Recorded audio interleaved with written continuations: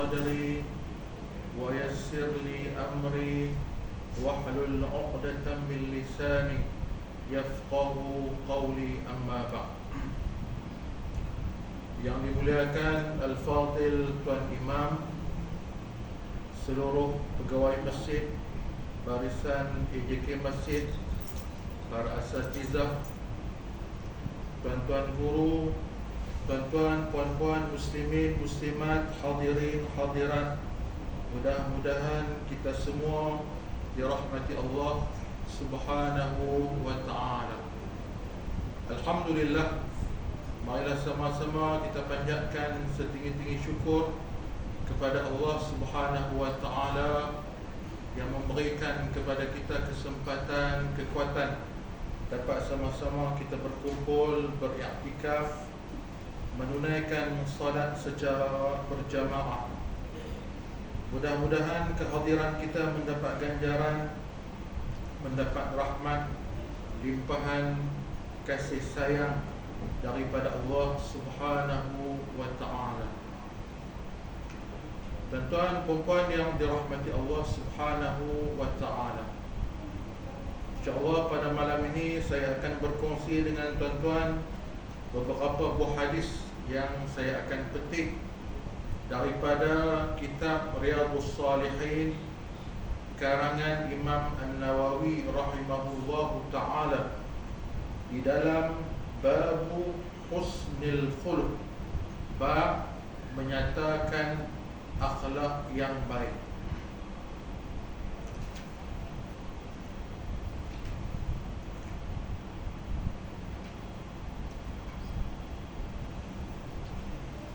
Di dalam tajuk Husnul Khuluq, Imam An-Nawawi letakkan beberapa ayat Al-Quran.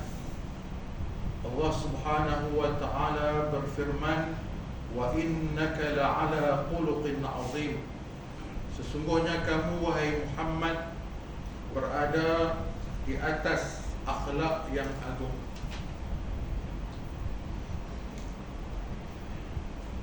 Wa an Anas radhiyallahu anhu qala kana Rasulullah sallallahu alaihi wasallam ahsanan nasi khuluqan, muttafaqun alaih.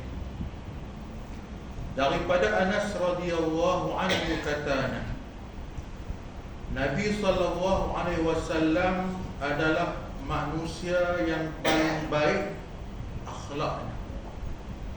Nabi Muhammad digambarkan di dalam Al-Quran mempunyai akhlak yang agung, dan Anas bin Malik radhiyallahu anhu menyatakan kepada kita Nabi Muhammad manusia yang sangat baik akhlaknya.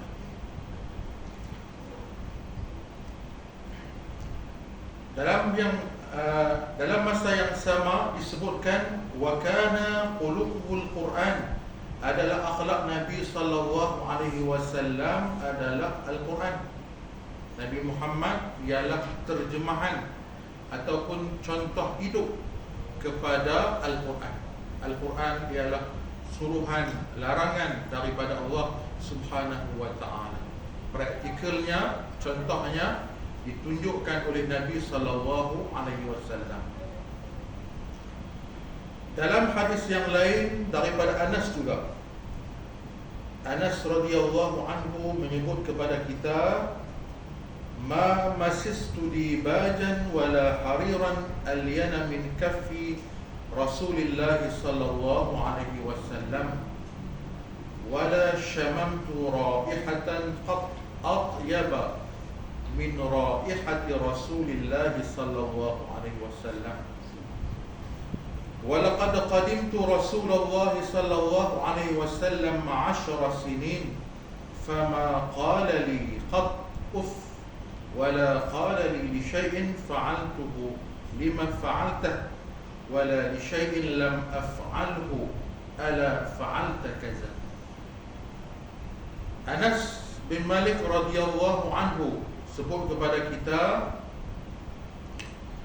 aku tidak pernah menyentuh sutera yang lebih lembut berbanding tangan Nabi sallallahu alaihi wasallam. Tangan Nabi sangat lembut, Walaupun Nabi buat benda kasar, pegang cangkui, pegang parang, pegang pedang, masuk dalam medan pertempuran, tetapi tapak tangan baginda sallallahu alaihi wasallam lebih lembut daripada kain sutera. Kemudian Anas sebut kepada kita, wala syamamtu raihatan qat, aku tidak pernah membau bauan yang sangat wangi daripada bau tubuh badan Nabi sallallahu alaihi wasallam. Nabi peluhnya mengeluarkan bau yang harum, beza dengan kita tuan-tuan. Kemudian Anas bin Malik radhiyallahu anhu dia sebut, aku telah berkhidmat kepada Nabi sallallahu alaihi wasallam selama 10 tahun. Nabi sallallahu alaihi wasallam tak pernah kata kepada aku, udah anak dia, apa nama dalam tempoh dia berkhidmat kepada Nabi dalam tempoh 10 tahun tu, Nabi tak pernah kata dekat dia, apa orang kita kata yang tu, buat apa ni, dia tu dah. Tak bisa Nabi kata dekat Anas radhiyallahu anhu. Wala qala li syai'in fa'altuhu lima fa'altah. Nabi SAW tak pernah kata kepada aku sesuatu yang telah aku lakukan. Pasal apa hang buat ni? Nabi tak pernah tanya. Kalau aku buat, Nabi tak tikai. Nabi kata, pasal apa hang buat benda ni? Pasal apa hang tak bawa ni? Pasal apa hang tak buat ni? Nabi tak biasa tanya benda-benda yang menunjukkan kepada kekasaran walaupun sebagai seorang ketua. Wala li syai'in lam af'alhu ala fa'alta kaza.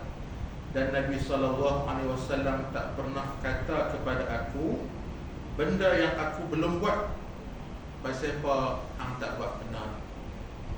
Nabi tak bisa kata dekat anak, pasal apa hang tak buat, pasal apa pasal apa hang tak buat, dan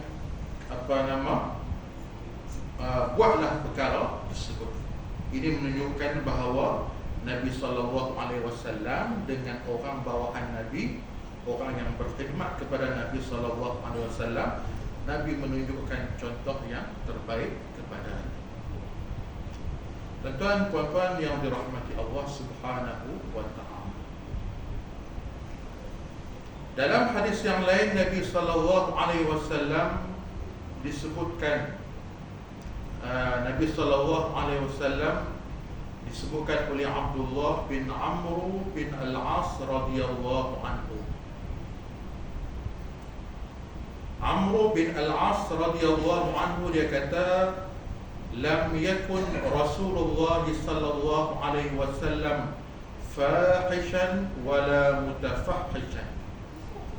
Nabi sallallahu alaihi wasallam bukanlah seorang yang bercakap kasar, dan juga seorang yang melakukan perbuatan yang kasar. Nabi bukan jenis orang pongan, bukan jenis orang kasar, bukan jenis orang gedebel. Lam yakun Rasulullah sallallahu alaihi wasallam fahishan wala mutafahishan. Dan Nabi sallallahu alaihi wasallam wala mutafahish. Mutafahish ni makna dia sengaja buat kasar, melampau buat kasar. Nabi bermuamalah dengan sahabat-sahabatnya, dengan ahli keluarganya, dengan orang bawahannya dengan akhlak yang baik, yang patut kita contohi, apatah lagi kita yang baru sahaja menyambut berada di dalam bulan kelahiran Nabi sallallahu alaihi wasallam.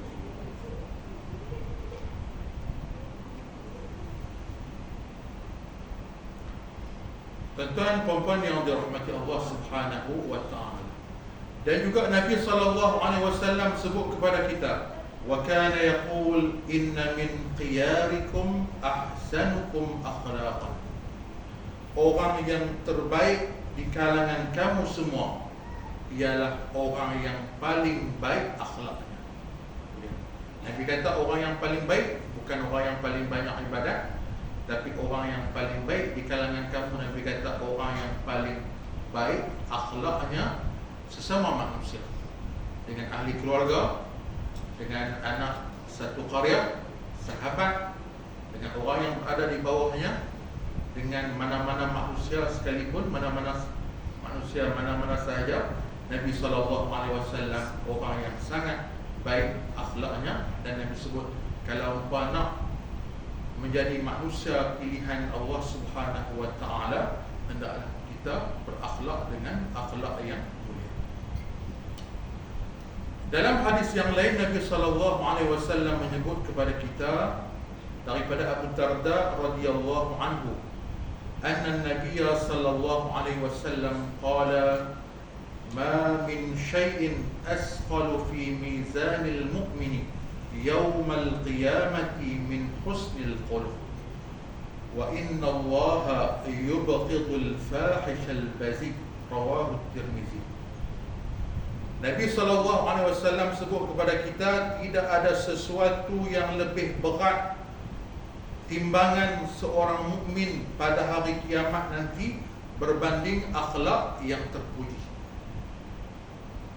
Kalau kita nak timbangan mizan kita, amalan kita berat di hari kiamat nanti, usahakan kita menjadi manusia yang baik akhlaknya. Nabi sebut Nabi sebut kepada kita, tidak ada sesuatu yang boleh memberatkan timbangan seorang mukmin pada hari kiamat nanti lebih daripada akhlak yang baik. Kalau kita nak, selain daripada kita baca subhanallah bihamdi, subhanallahil azim kan, yang memberatkan timbangan, antaranya ialah akhlak yang terpuji, akhlak yang baik sesama manusia. Kemudian Nabi SAW sebut, wa inna Allaha yubghidul fahishal bazi. Allah Ta'ala tidak suka kepada manusia yang cakap benda yang kotor, cakap benda yang lucah. Nabi kata Allah Ta'ala tak suka, Allah Ta'ala meluat, Allah Ta'ala benci kepada orang yang cakap kotor, orang-orang yang berperangai dengan perangai yang tak elok, sehingga melahirkan di lidahnya kata-kata yang tidak baik, menyinggung perasaan kawan-kawannya, menyentuh maruah mereka, mengapikan permusuhan sesama manusia. Tuan-tuan puan-puan yang dirahmati Allah Subhanahu wa ta'ala, daripada hadis ini ulama sebut kepada kita, sesungguhnya akhlak yang mulia itu akan memberi manfaat di akhirat apabila diiringi dengan iman. Kalau tak ada iman, tak guna juga. Maknanya apa? Mesti disertai. Orang yang beriman, kalau dia menyertai imannya dengan akhlak yang terpuji itu, akan menjadikan asbab timbangannya, mizannya, timbangan amalan kebaikannya akan menjadi berat di hari akhirat sana nanti. Adapun kekufuran dan meninggalkan ketaatan kepada pencipta merupakan akhlak yang sangat terkutuk. Kufur dengan pemberian Allah Ta'ala, tidak mengiktiraf Allah Ta'ala sebagai Tuhan, itu merupakan akhlak yang sangat terkutuk, kerana dia tidak mensyukuri pemberian nikmat daripada Allah Subhanahu wa ta'ala. Dan orang yang suka cakap kotor ini sangat dibenci oleh Allah Subhanahu wa ta'ala. Dia akan rugi di dunia dan juga akan rugi di akhirat sana. Sebab itu tuan-tuan, orang yang cakap kotor banyak dosa. Sebab tu orang yang cakap kotor ini dia kena bertaubat kepada Allah Subhanahu wa ta'ala. Mudah-mudahan dia terkeluar daripada mereka yang dimurkai oleh Allah Subhanahu wa ta'ala. Dalam hadis yang lain yang diriwayatkan oleh Abu Hurairah radhiyallahu anhu, su'ila Rasulullah sallallahu alaihi wasallam an aktsari ma yudkhilun nas al-jannata, qala taqwallahi wa husnul khuluq. وسئل عن أكثر ما يدخل الناس النار فقال الفم والفرج. Rawahu Tirmizi. Abu Hurairah radhiyallahu anhu kata, Nabi SAW ditanya, apa perkara yang menyebabkan ramai manusia dimasukkan ke dalam syurga Allah Ta'ala? Benda apa yang menyebabkan ramai manusia menjadi penghuni syurga? Sahabat tanya dekat Nabi SAW. Nabi kata dua perkara: taqwallah wa husnul khuluq. Orang yang ada dalam diri dia takwa kepada Allah Ta'ala. Yang kedua, akhlak dia baik sesama manusia. Hubungan dia dengan Allah Ta'ala bagus, hubungan dia dengan manusia juga bagus. Orang ni paling ramai masuk ke dalam syurga Allah Subhanahu wa Ta'ala. Cuba kita tengok tuan-tuan, kita ada kalau salah satu teknik kena ada dua. Takwa dengan akhlak yang baik. Kemudian ditanya Nabi SAW, apa yang menyebabkan ramai manusia yang dilempak masuk ke dalam api neraka? Apa sebab penghuni neraka ni ramai masuk dalam neraka? Apa perbuatan mereka? Apa PL mereka? Nabi SAW sebut dua kesilapan yang dia selalu buat. Al-fam, mulut. Tak jaga mulut dia, cakap lucah, cakap kotor, sentuh maruah orang, mengapi-apikan permusuhan, menyebarkan berita palsu, menuduh orang buat benda-benda yang tak elok. Nabi sebut yang pertama al-fam. Yang kedua Nabi sebut al-farj, dengan sebab tak jaga kemaluan, berzina, tidak menjaga kehormatan diri sendiri. Jadi tuan-tuan, dua perkara yang menyebabkan ramai masuk ke dalam syurga, dan dua perkara juga menyebabkan ramai manusia masuk ke dalam api neraka. Hadis riwayat Imam At-Tirmizi.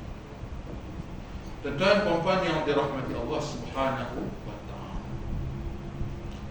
daripada hadis ini ulama sebut kepada kita ialah galakan. Yang pertama, galakan untuk bertakwa kepada Allah Ta'ala, dan galakan supaya memiliki dan juga menghiasi diri dengan akhlak yang terpuji.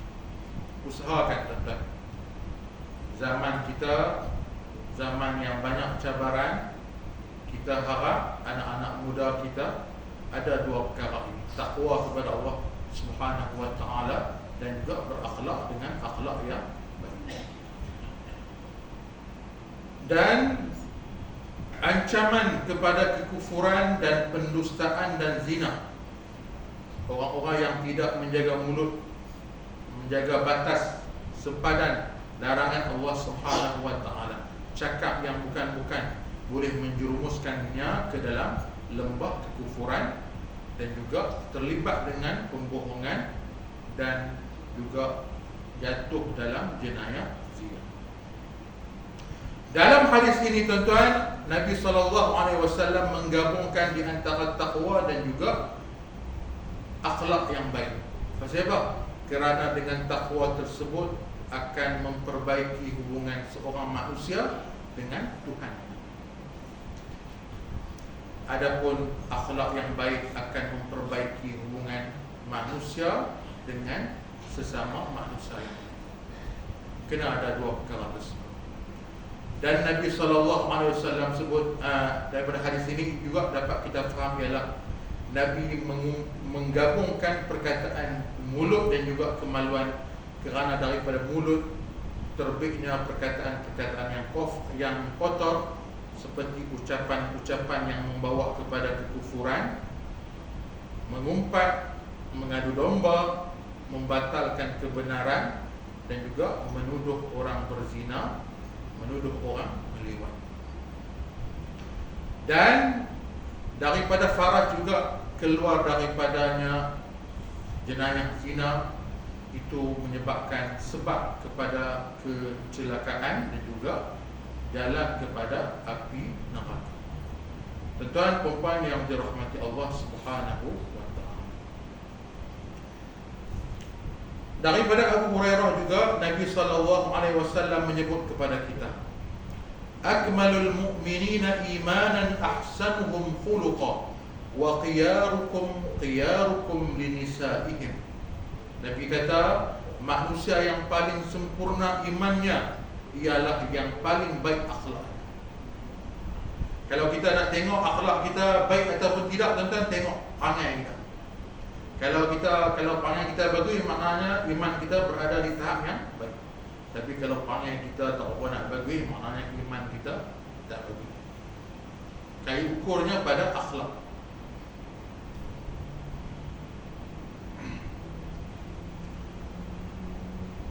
Kemudian Nabi SAW sebut, sebaik-baik kamu ialah sebaik-baik kamu kepada ahli keluarga. Kalau kita nak menjadi orang yang terbaik, bukan hanya kepada jiran tetangga, kepada kawan-kawan, yang utamanya kepada ahli keluarga. Tanggungjawab kepada mereka yang wajib nafkah, kasih sayang, pendidikan kepada mereka, itulah yang patut diberi keutamaan. Kemudian barulah berikan kepada orang-orang yang berada di luar daripada keluarga kita. Sampai Nabi sebut khiyarukum linisaihim, sebaik-baik kamu ialah orang-orang yang melakukan kebaikan kepada ahli keluarga. Tuan-tuan puan yang dirahmati Allah Subhanahu wa taala. Hadis riwayat Imam At-Tirmizi. Daripada hadis ini juga dapat kita faham ialah iman dan juga akhlak itu beriringan. Iman dengan akhlak dia beriringan. Jangan kita kata dia ni cakap dia kotor tapi bagus. Jangan. Iman dengan akhlak ni dia beriringan. Kalau akhlak bagus, maknanya iman dia bagus. Kalau cakap dia tak bagus, akhlak dia tak bagus, bermakna imannya berada di tahapnya tak bagus.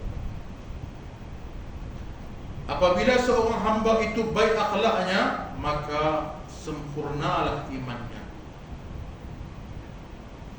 Apabila manusia itu bermuamalah sesama manusia yang lain dengan senyuman, menjaga mereka daripada kejahatannya, membantu mereka, itulah yang paling afdal di sisi Tuhannya. Dan yang kedua ulama sebut ialah peri pentingnya kepada kita untuk bermuamalah kepada isteri-isteri kita dan juga menghargai mereka. Mungkin kadang-kadang kita tengok PL mereka, layanan isteri kita kepada kita mungkin tak sebaik pemberian yang kita berikan kepada mereka. Tapi ingat, dengan sebab kita membuat baik kepada mereka, menghidupkan, mempraktikkan apa yang Nabi SAW sebut, insya-Allah akan menjadi penghapus dosa kita dan menjadikan iman kita berada di tahap yang baik. Tuan-tuan puan-puan yang dirahmati Allah Subhanahu wa taala.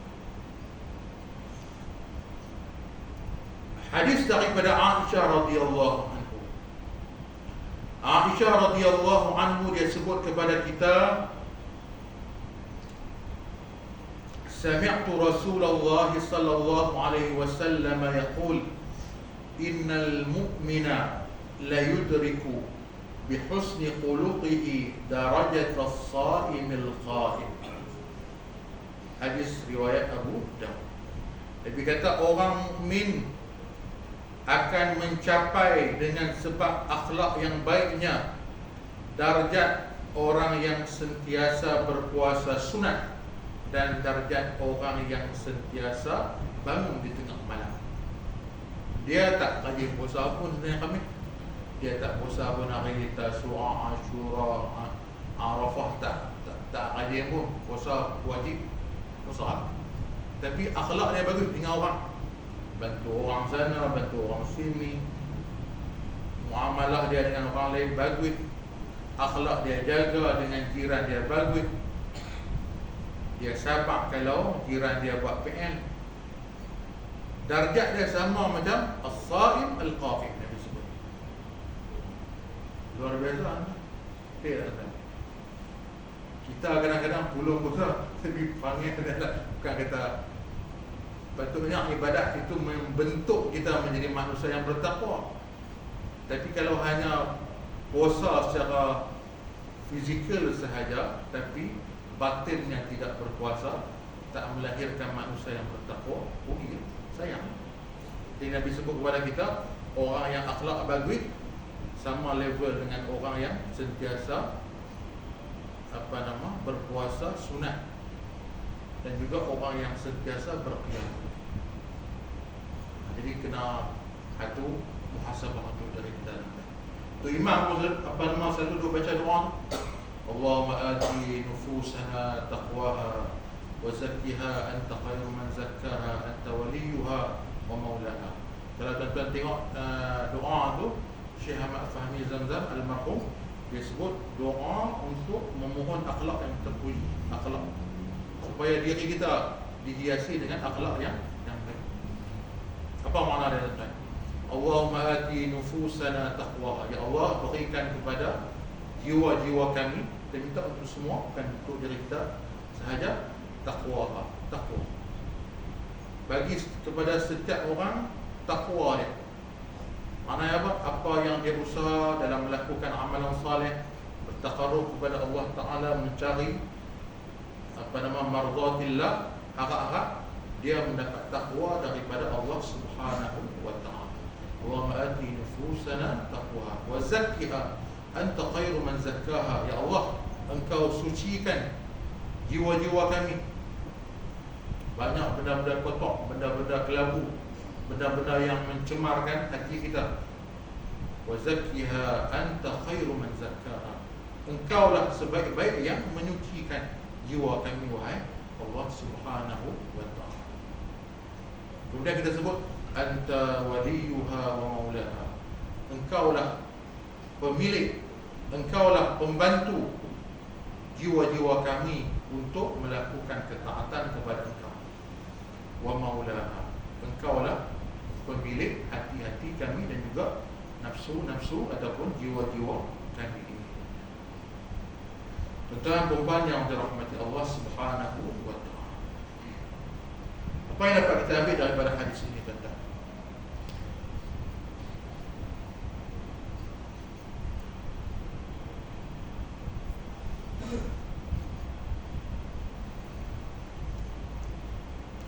Sesungguhnya yang pertama ulama sebut, sesungguhnya darjat yang paling tinggi ialah darjat orang yang berpuasa sunat di siang hari dan juga berqiyamul lail di waktu malam. Adapun orang yang bersifat dengan akhlak yang terpuji, cakap yang baik, menjauhi kejahatan kepada orang lain, membanting tulang, membantu orang yang lain, dia akan mendapat darjat di akhirat sana nanti seperti orang yang berpuasa dan juga orang yang berqiyam. Besar kan? Tidak. Kalau kita mungkin kita tak mampu untuk qiyamul lail di setiap malam, ataupun di malam minggu, ataupun malam-malam yang mungkin sudah menjadi kebiasaan kita, usahakan supaya diri kita termasuk dalam golongan orang yang mempunyai akhlak yang baik. Kita akan dibangkitkan bersama dengan mereka, orang yang berqiyamul lail dan juga berpuasa di siang hari sunat khususnya, untuk menyamai martabat mereka. Tuan-tuan perempuan yang dirahmati Allah Subhanahu wa Ta'ala, hadis daripada Jabir radhiyallahu anhu, Nabi sallallahu alaihi wasallam sebut kepada kita, inna min ahabbikum ilayya wa akhrabikum minni majlisan yawmal qiyamati ahasinakum akhlaqan wa inna abghadakum ilayya wa ab'adakum minni yawmal qiyamah as-sarsaruna wal mutashaddiquna wal mutafayyiquna mutafaiquna qalu ya Rasulullah qad alimna as-sarsaruna wal mutashaddiquna famal mutafaiqun qala al-mutakabbirun. Rawahu Tirmizi.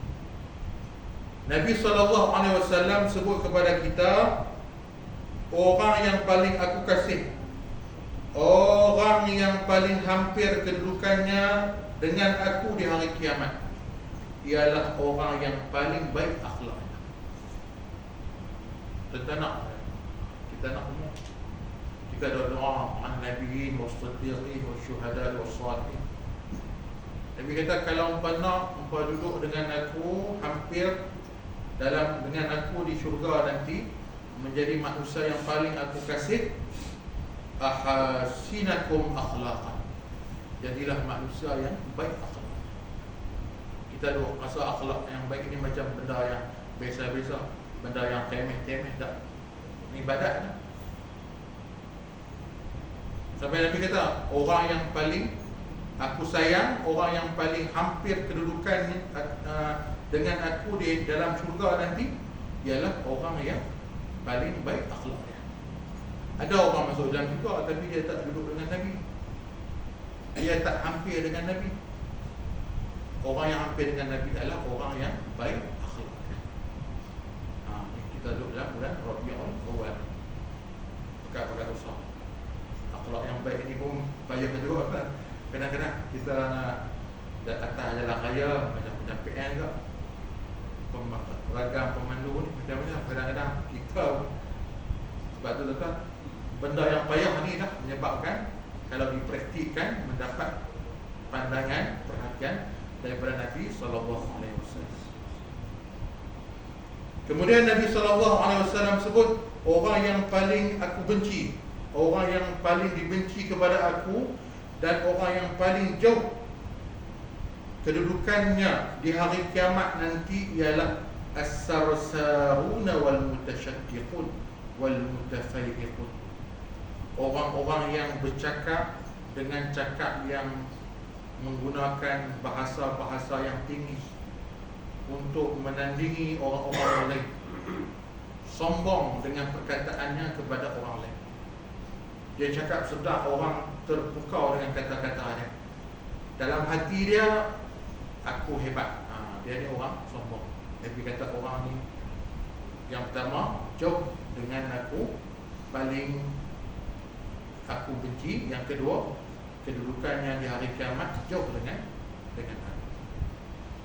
Tuan-tuan, puan-puan yang dirahmati Allah Subhanahu wa ta'ala, as-sarsarun wal mutashaddiqun al-mutafaiqun, yani al-mutakabbirun.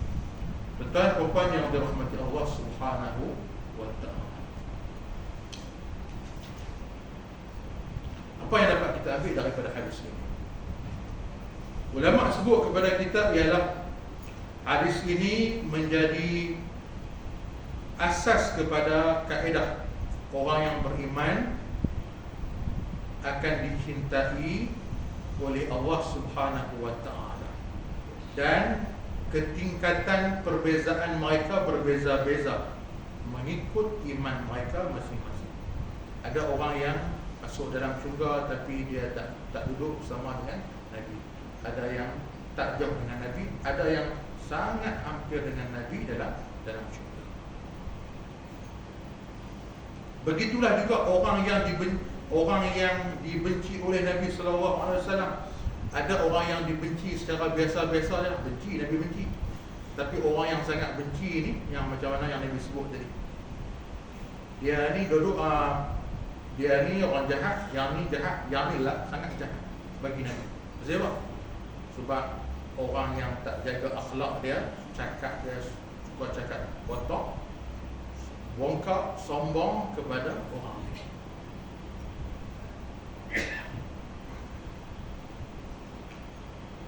Dan dalam hadis Nabi SAW, hadis yang terakhir tentang hadis riwayat daripada Abu Hurairah radhiyallahu anhu,